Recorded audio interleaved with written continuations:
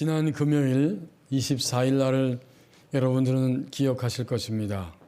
러시아 우크라이나 사이에 전쟁이 발발한 지 1년 되는 날이었는데 발표하는 통계를 보니까 러시아 사상자가 20만 명, 또 우크라이나의 사상자가 약 15만 명이다. 이렇게 발표한 것을 제가 보았습니다.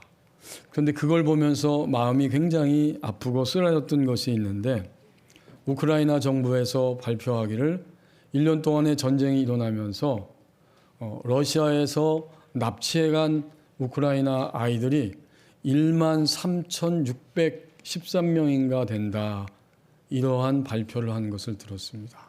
그것도 약 7, 8세의 아이들이 그 러시아에 의해서 납치되고, 납치된 아이들은 차마 말로 표현할 수 없는 그러한 곳으로 팔려가고 한 아이당 약 430만 원 정도의 비용에 팔려가는 그런 일이 발생하였다는 뉴스였습니다.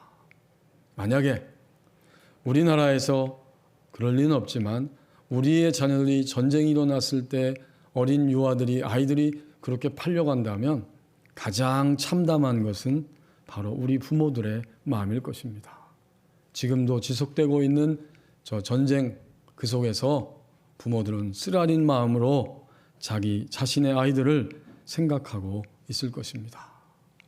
바로 그런 쓰라린 마음, 애통하는 마음, 사랑의 마음을 우리가 인간적으로 충분히 공감하며 느낄 수 있는데, 하나님이 우리에게 주신 오늘 본문 에스겔서 27장 1절 2절 말씀에 보면 두로라고 하는 나라를 바라보는 하나님의 그 애통하는 마음, 쓰라린 마음을 우리에게 잘 보여주고 있습니다. 1절에 여호와의 말씀이 내게 임하여 이르시되, 누구입니까? 에스겔에게 임한 것이죠. 에스겔서 1장 1절이 알려주고 있는 것처럼 2차로 바벨론 땅에 포로가 되어서 그발이라고 하는 강가에 있을 때에 하나님이 에스겔에게 다가오시고 그에게 하나님의 말씀을 눈을 열어서 계시적으로 보게 해 주시면서 그는 사명자가 되고 예언자의 삶을 살아가게 됩니다. 1차로 그리고 두 번째로 바벨론에 의해서 유다 백성들이 사로잡혀 갈 때에 에스겔 선지자도 거기에 사로잡혀 가서 하나님이 주시는, 보여주시는, 들려주시는 음성을 듣고 하나님의 마음을 사람들에게 표현하기 시작했습니다. 이것이 에스겔서 전체의 내용인데, 두 번째로 사로잡혀 갔음에도 불구하고 유다 하나님 백성들은 여전히 착각을 하고 있습니다. 우리는 곧 고향으로 돌아갈 것이다. 그러나 단호하게 에스겔은 예루살렘은 멸망하고 무너질 것이다 선포하였고, 막상 예루살렘이 멸망하고 무너져서 사로잡혀 왔을 때 낙심하는 그 세대를 향해서 너희는 반드시 하나님의 손에 의해서 다시 고향으로 돌아가게 될 것이다 라고 하는 말씀을 선포합니다. 여기까지가 에스겔이 감당해야 하는 예언자의 사명이었어요. 그 가운데 중간 부분에 에스겔서 25장부터 32장까지의 말씀에 보면 유다 하나님 백성 말고 주변에 있었던 여러 이방 나라들에 대한 말씀을 선포하게 하십니다. 그러는 가운데 오늘 27장은 그 이방 나라 가운데 바닷가에 거하면서 그 당시에 항구, 해안 도시, 더 나가서 해안에서 더 떨어져서 섬 쪽에 바위로 둘러싸인 섬에 강력한 요새를 구축하고 그 당시에 무역을 통해서 거대한 경제권을 획득하고 강국으로 살아가고 있는 이 두로에 대해서 예언을 선포하게 합니다. 이들에게 하나님의 말씀이 임합니다. 이 두로는 이스라엘 북쪽 지중해 해안가에서 도시를 형성하고 거기서 쭉 들어가서 섬의 요새와 같이 튼튼한 그러한 자신들의 터전을 마련하고 살아가고 있습니다. 어떤 나라든지 그 당시에 무역을 하려고 하면 이 두로가 입구와 같아서 그 항을 거쳐서 내륙으로 물품을 보낼 수 있었습니다. 그러다 보니까 이 두로는 그야말로 이 자신들의 그 지형 때문에 그리고 배를 타고 항해하면서 그 당시에 모든 경제권, 무역권을 가지고 있는 이런 나라가 되었습니다. 바로 그들을 향해서 하나님이 지금 말씀하고 계시는 겁니다. 여러분, 성경을 읽을 때 우리는 구약 성경을 특별히 읽으면서 그 구약 성경의 큰 줄기는 하나님이 선택하신 선민, 북쪽 이스라엘 멸망하긴 했지만 남쪽 유다인 것을 이미 알고 계시고, 동시에 그 주변에 두로를 비롯해서 여러 이방 나라들이 등장하잖아요. 그것은 우리에게 더 깊은 의미를 깨닫게 합니다. 결국 구약 성경은 나라들을 이야기하면서 한 개인을 이야기해주고 있는 거죠. 그러면 구약 성경을 이미 이런 말씀을 수차례 나눴지만 나 한 사람이라고 생각해 볼 때 유다는 누굴까요? 유다는 어떤 부분일까요? 유다는 거듭난 하나님의 백성된 우리들이고 또 거듭난 우리의 영혼을 속사람을 의미하고 있죠. 그러면 이방 나라는 뭘까요? 하나님이 이방 나라들의 모습을 보여주면서 내가 나의 자녀가 되었음에도 불구하고 이방 나라 사람들처럼 살아가고 있다. 그것을 보여주시고 결국 그것은 주님을 믿지만 여전히 내 생각과 욕망을 따라서 살아가는 나의 육신 중심의 삶을 보여주는 말씀입니다. 다시 한번 잘 생각하고 정리해 보십시다. 유다는 거듭난 우리의 영을 의미하고 이방 나라들이 살아가는 모습은 내가 주님 믿고서도 여전히 나의 육신적인 것에 취하여서 육신의 무게가 훨씬 더 커서 육신 중심으로 살아가는 나의 모습을 비춰주고 있는 말씀입니다. 그런데 오늘 여러분 2절에 보면 이렇게 육신 중심으로 살아가고 있는 바로 그들을 향해서 하나님이 에스겔에게 슬픈 노래를 지으라 이렇게 명령하고 있지 않습니까? 인자야 너는 두로를 위하여 슬픈 노래를 지으라. 슬픈 노래를 지으라 했지만 이 말의 의미는 네가 울면서 큰 소리로 애가를 불러라 그런 뜻이에요. 사람이 죽었을 때 장례식장에서 부르는 애가 바로 그것을 크게 울면서 부르라 그렇게 명령하시는 거예요. 죽은 사람, 고인이 된 사람을 생각하면서 그가 가졌던 좋은 면들, 긍정적이고 아름다운 면들을 기리고 더 나아가서 그가 죽은 이 죽음 앞에서 비극과 상실감을 드러내면서 부르는 노래가 바로 이 애가입니다. 하나님이 이 두로를 향해서 애가를 지으라, 불러라, 크게 울면서 불러라 말씀하십니다. 여기에 두로를 향한 하나님의 마음이 나타나 있습니다. 두로는 하나님 앞에서 멸망받아야 하고 멸망을 향해 가고 있고 반드시 멸망할 것입니다. 그걸로 끝이죠. 근데 하나님은 아직은 멸망을 향해 가고 있는 두로 나라를 위해서 하나님의 선지자 에스겔에게 그들을 위하여 애통하며 그들의 비극적인 멸망을 안타까워하며 울면서 노래를 지으라, 불러라. 여러분, 두로가 멸망할 수밖에 없는 대표적인 죄악이 두 가지가 있다고 성경에서 이야기하고 있습니다. 첫 번째는 이 두로가 예루살렘과 무역 관계에 있어서 경쟁적인 자리까지 갔어요. 이 두로는 해상로를 장악했고 그 당시에 예루살렘은 상인들이 다니는 대상로를 장악해서 서로 경쟁 관계에 있었는데 바벨론에 의해서 이 남쪽 유다가 침략을 받고 멸망의 길을 향해 가고 있을 때 이 두로는 굉장히 신났어요. 저 예루살렘마저 멸망하면 이제는 우리가 더 큰 무역을 할 수 있고 이득을 얻을 것이다. 이렇게 탐욕스러운 상인의 모습으로 신난다, 기쁘다 하면서 손뼉을 치면서 멸망하는 그 예루살렘을 바라보고 있었던 것입니다. 하나님이 그걸 지적하세요. 여러분 에스겔서 앞장 26장 2절에 단적으로 하나님이 이렇게 말씀하십니다. 에스겔서 26장 2절 말씀.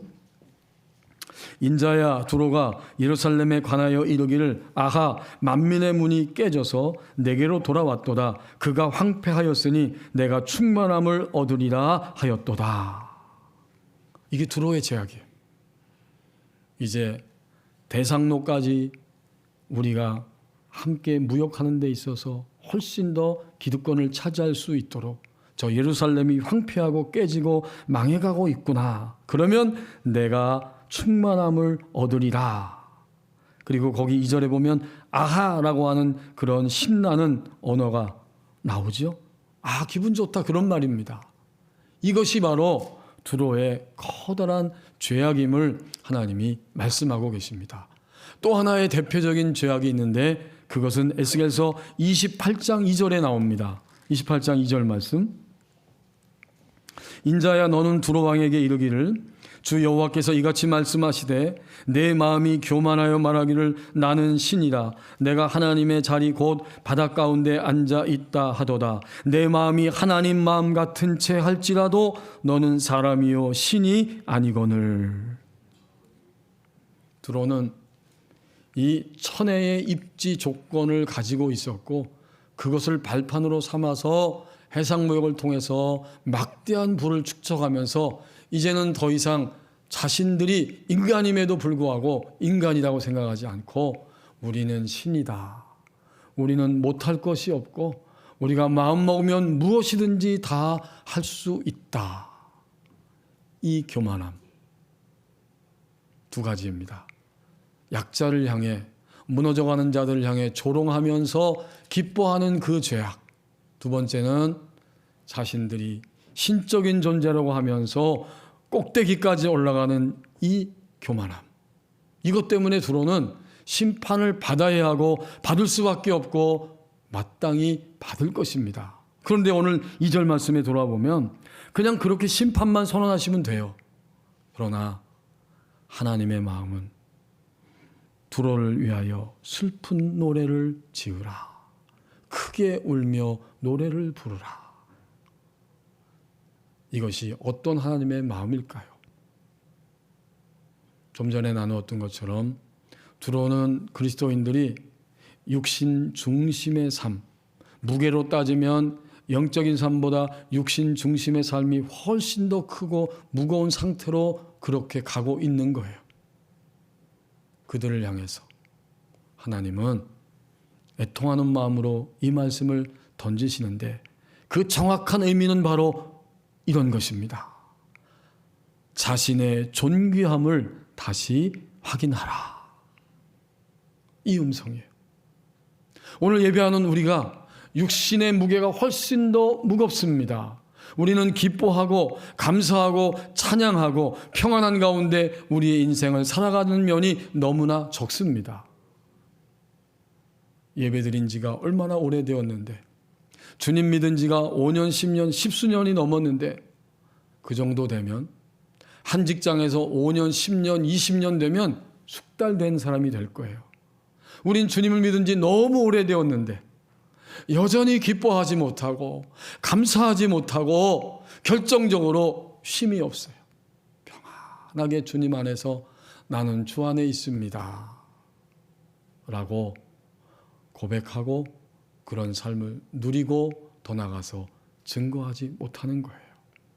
오히려 삶의 무게가 육신의 무게와 근심이 나를 꽉 짓누르는 가운데 간신히 우리는 하나님의 손을 붙잡고 사는 적도 있습니다. 이런 우리를 향해서 말씀하십니다.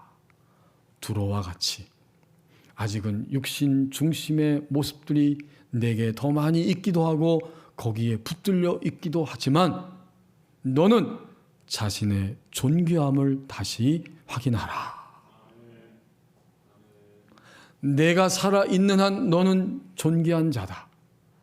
그러므로 너는 너의 존귀함을 다시 확인하라. 이렇게 두로를 향해서 우리를 향해서 말씀하시는 거예요. 경기도 양평에 가면 아시아연합신학대학이 있는데 거기에 권택조 교수라고 하는 분이 오래전에 강의를 하면서 거기는 이 동남아의 여러 국가의 사람들이 와서 같이 외국인들이 신학을 공부하는 그런 학교잖아요. 근데 외국인 수업에 들어가서 이제 3월 달 개강을 하고, 우리도 좀 있으면 개강하죠, 우리 자녀들이. 수업을 시작하면서 첫날이니까 이름을 한번 쭉 불러봅니다. 순서대로 강의 시간에 이름을 척척척 부르는데 한 사람의 이름을 부르고 나는 당신을 존경합니다. 당연히 영어로 말했겠죠. 나는 당신을 존경합니다. 순서대로 쭉 이름을 부르면서 나가니까 한 10번째쯤 이름을 부르고 나는 당신을 존경합니다 그랬더니 손을 번쩍 들고 그 외국인 학생이, 교수님, 오늘 첫 강의에서 뵙는데 우리의 이름을 부르면서, 나의 이름을 부르면서 왜 나를 존경한다고 말씀하십니까? 라고 질문을 하는 거예요. 당연한 질문이죠. 그때 교수님의 대답은 이것입니다.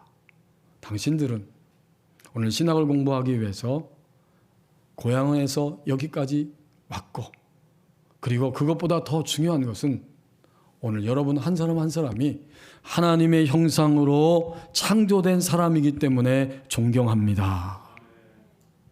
그게 대답이었어요. 이 시간 우리가 지난 토요일 저녁까지 어떤 감정과 복잡함과 또 환경들 가지고 살아왔을지라도 하나님이 육신이 훨씬 더 큰 두로를 향해, 우리를 향해 말씀하십니다. 자신의 존귀함을 다시 확인하라. 이렇게 주님이 애가의 노래를 부르시면서 말씀을 하시고 난 다음 그 다음에 3절 말씀을 보십시오. 이제 그들이 어떤 인생을 지금까지 살아왔는지를 말씀해 주고 있습니다. 너는 두로를 향하여 이르기를 바다 어귀에 거주하면서 여러 섬 백성과 거래하는 자여. 이렇게 살아온 거죠. 이게 두로의 삶이에요.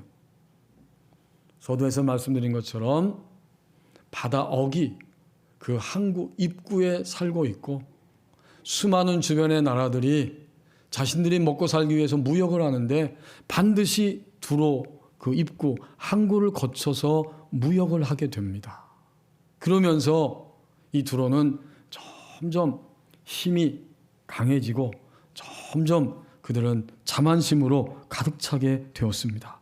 그 자만심이 얼마나 컸던지 3절 하반절에 주 여호와께서 이같이 말씀하시되 두로야 내가 말하기를 나는 온전히 아름답다 하였도다. 이게 두로 왕과 백성들의 생각이에요. 우리는 아름다움에 있어서 완전하다, 그런 뜻입니다. 나는 온전히 아름답다. 곧 더 이상 이 지상에 아름다운 것이라고는 찾아볼 수 없고, 우리는 모든 조건을 다 갖추었고 우리의 아름다움은 완전함, 완벽함 그 자체다 하였도다. 이것이 당시에 두로 왕과 그 백성들의 사고방식이었습니다. 이런 것들이 점점 커가고 있었습니다. 그래서 그들의 삶의 현실을 하나님이 3절 말씀을 통해서 분명하게 지적하고 계십니다. 완전하다, 완벽하다, 온전히 아름답다 이렇게 말할 수가 없죠. 정상이라면. 그러니까 비정상이기 때문에 그러한 교만과 자만심을 가지면서 자신들의 인생을 그들이 살아가고 있었던 것입니다.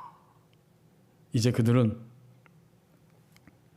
주변 사람들과 무역을 하면서 점점 유리한 위치에 처하게 되고, 그래서 그들 마음에는 한 가지 확신이 생겼습니다.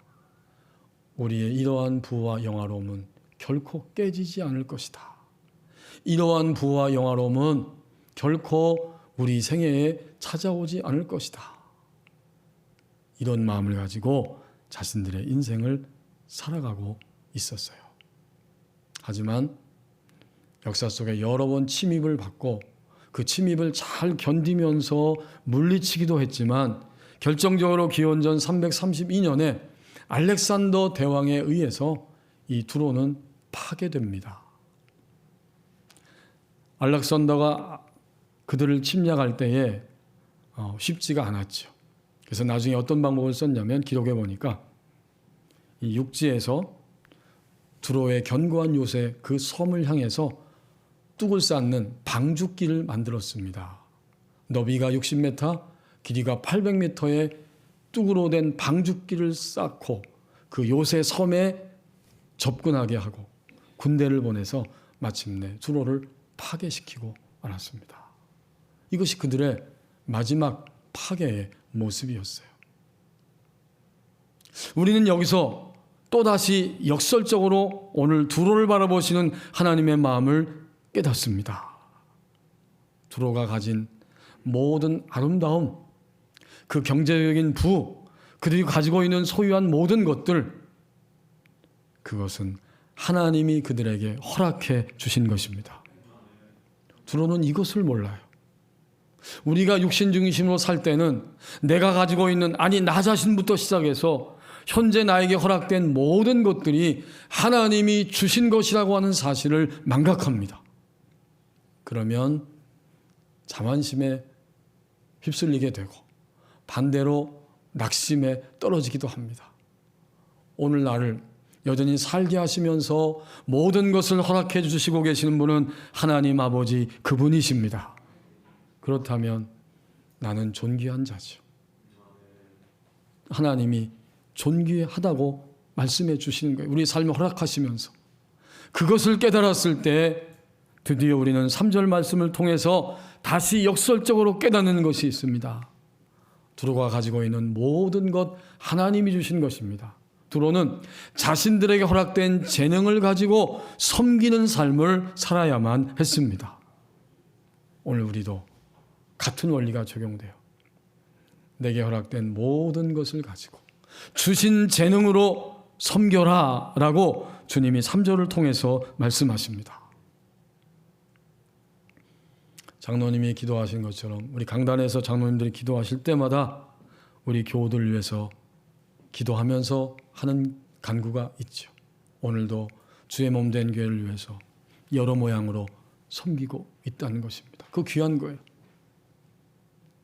안내로, 헌금으로, 또 교사로, 성가대로, 주방봉사로 여러 자리에서 섬기고 있습니다. 우리에겐 다 하나님이 주신 재능이 있어요. 그 재능을 가지고 내가 할 수 있는 일을 하면서 하나님 나라 안에서 섬기며 살아갑니다. 이게 그리스도인이에요. 다음 주부터는 목장 모임을 하게 됩니다. 우리가 함께하는 예배, 그리고 말씀을 통해서 각자가 깨닫고 하나님이 알게 하신 대로 삶을 나누면서 목장 안에서 목자로, 부목자로, 목원으로 함께 말씀을 통해 삶을 나누고 하나님 주신 음성을 고백하고 또 우리 가족과 주변에 누구를 하나님의 품으로 이끌 것인지 그들을 위해서 중보하며 기도하고 우리가 섬길 수 있는 각자의 재능에 따라서 목장 안에서 교회를 섬기게 됩니다. 하나님이 뭐 엄청난 것을 하라고 말씀하시는 게 아니에요. 내게 주어진 자리에서 내가 가장 잘할 수 있고 또 기뻐하며 할 수 있는 바로 그 재능 다 있거든요. 우린 하나님 주셨기 때문에 그것을 가지고 하나님 나라를 섬기게 됩니다. 이 두로는 그걸 몰랐어요. 단지 잔뜩 쌓고 싸우면서 손뼉을 치면서 예루살렘의 멸망을 기뻐하는 일만 했지. 이 모든 것이 하나님이 이 역사 속에서 내게 허락하신 것이고 난 이것을 가지고 하나님 나라를 위하여 섬기며 살아갑니다. 원리는 간단하지만 이 일을 행하는 것은 평생 동안 우리의 삶의 목적이 됩니다. 우린 이것을 향해 사는 거예요. 왜요? 우리가 존귀한 자임을 알았기 때문에. 우리에게 존귀를 허락해 주신 하나님 나라를 위하여 내게 주어진 가장 쉽고 기쁘게 할 수 있는, 잘할 수 있는 그것 하나를 하나님 나라를 위해서 섬기며 살아갑니다. 뉴욕 정신과 의사의 사람 도서관이라고 하는 책을 쓴 나종호 교수님이 있죠. 작년에도 제가 한번 이 책을 소개했는데 그분이 한국에서 공부하다가 미국으로 가서 의학 공부를 하게 되고 거기서 정신과 교수가 되었습니다. 의사 생활을 할 때에 이제 정신병 있는 사람들을 막 치료하는데 제니퍼라고 하는 갓난아이가 있고 3명의 자녀가 있는 엄마를 치료하게 되었어요. 정기적으로 와서 치료하고 약을 주고 하면서 함께 상담하고 있는데 또 이제 진료받기 위해서 찾아왔습니다. 아기가 잘 크고 있고 아이들도 덕분에 잘 자라고 있어요 라고 기쁜 소식을 전했어요. 의사로서 너무 행복했다고 합니다. 하지만 그 행복이 오래가지 못했어요.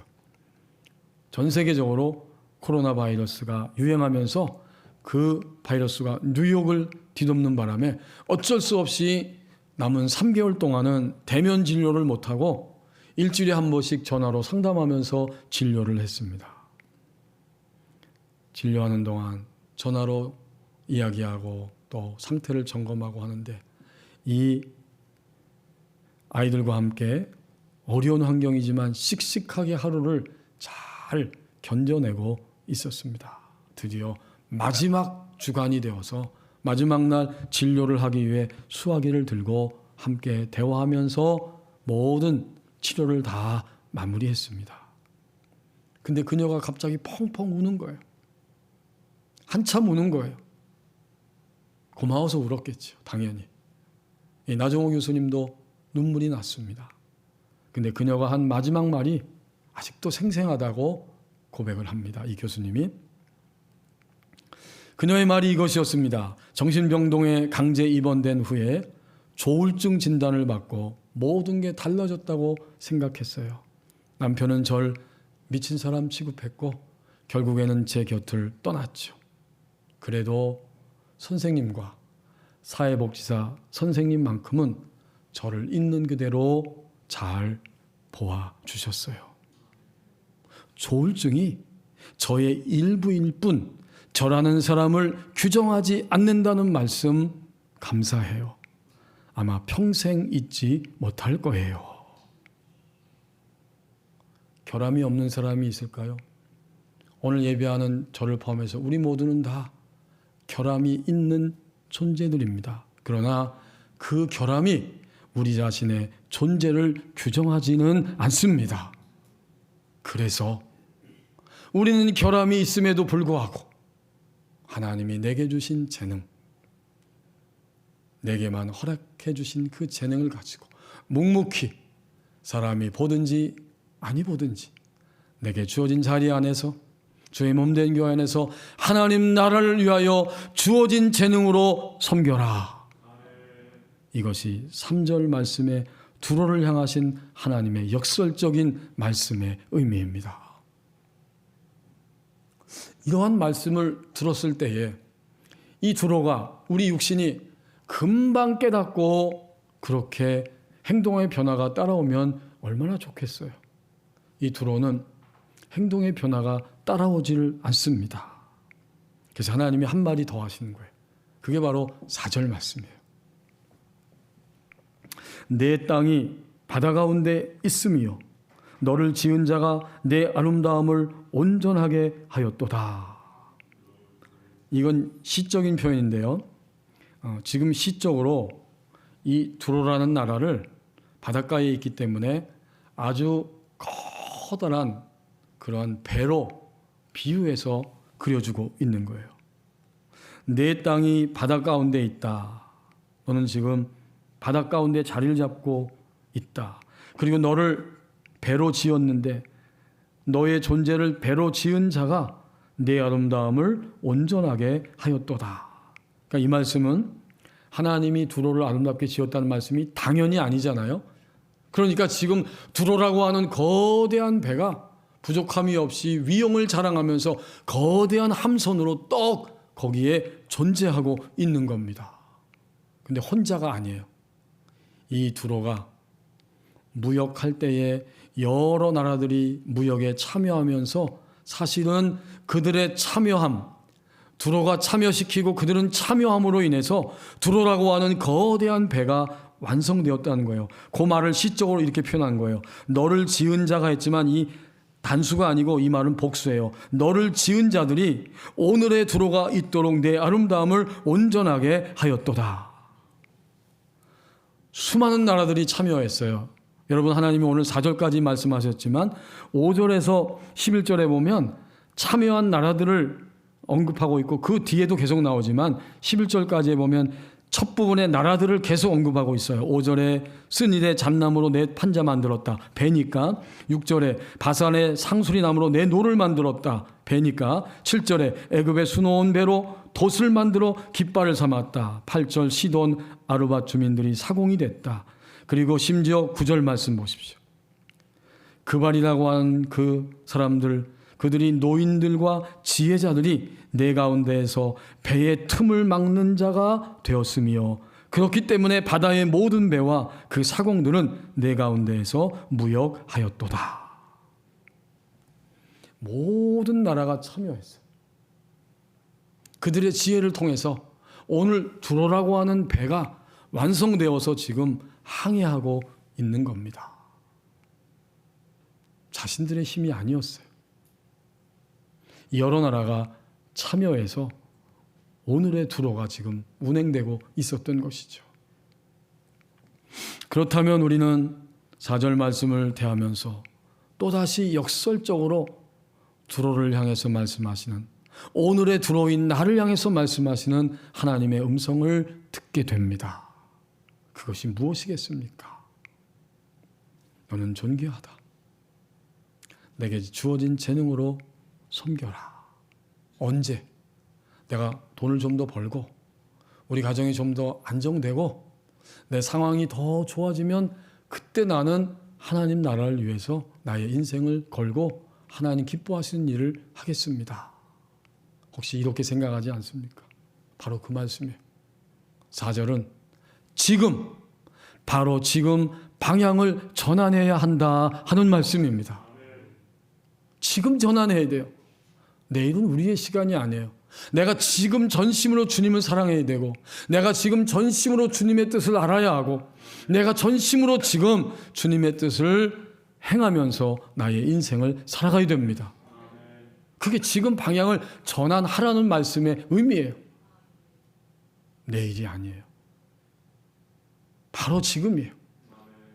오늘 전환하면 오늘 달라질 수 있습니다. 반대도 마찬가지죠.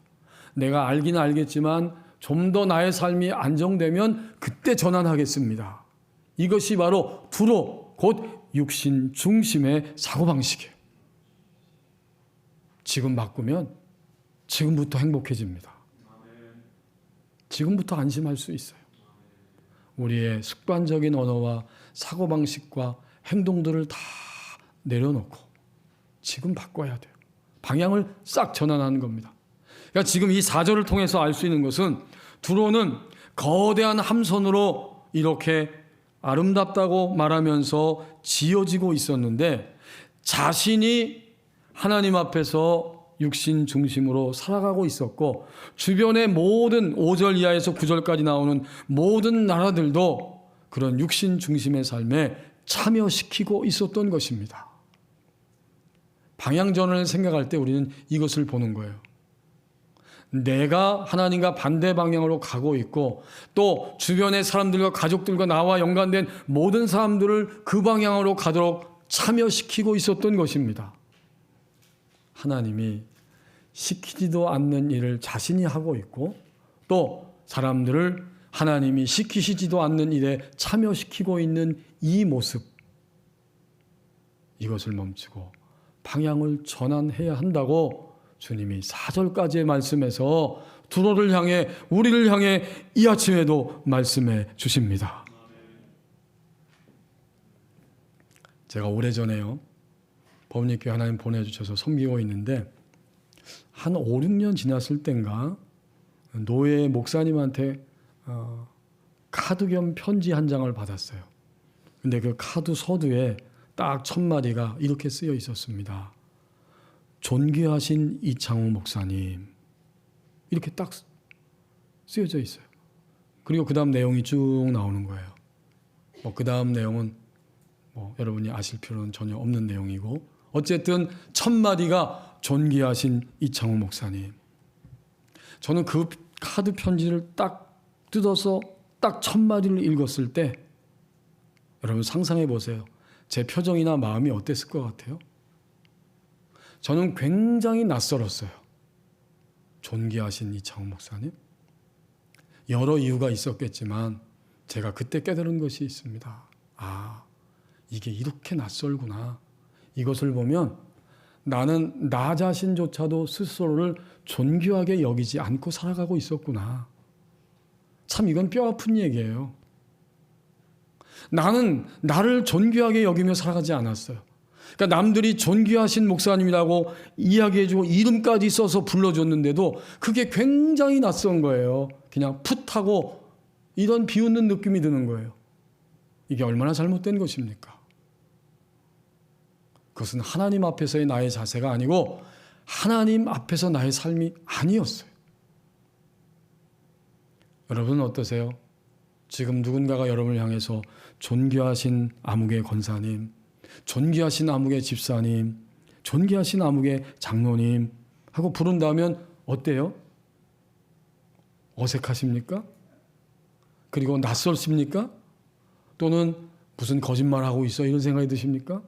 물론 그럴 수도 있어요. 근데 중요한 건 그들이 쓴 편지의 진실성의 문제가 아니고 그들의 말의 진실성의 문제가 아니고 내가 나를 볼 때 하나님 앞에서 존귀한 나라고 여전히 여기지 못하고 살아가고 있는 것입니다. 이게 굉장히 뼈아픈 거예요. 주님을 제대로 안 믿은 거예요.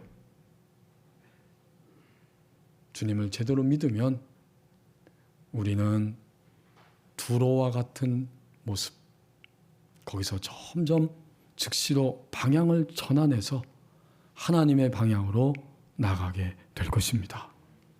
지금 하나님의 방향으로 방향을 전환하라고 말씀하십니다. 그런 거로 이 두로를 표현할 때에 이렇게 한마디로 표현한 글을 읽어보았습니다. 두로, 경제적으로 부하고 항해를 통해서 무역을 통해서 많은 것들을 소유하였지만 두로 너는 누구냐? 높은 파도에 휩쓸리는 거대한 무역선, 가라앉는 화로운 선박.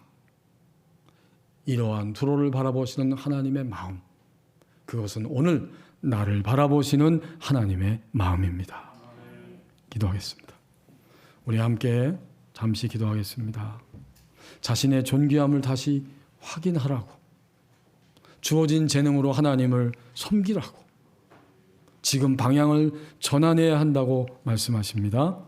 이러한 우리가 되기 위해서 함께 기도합니다.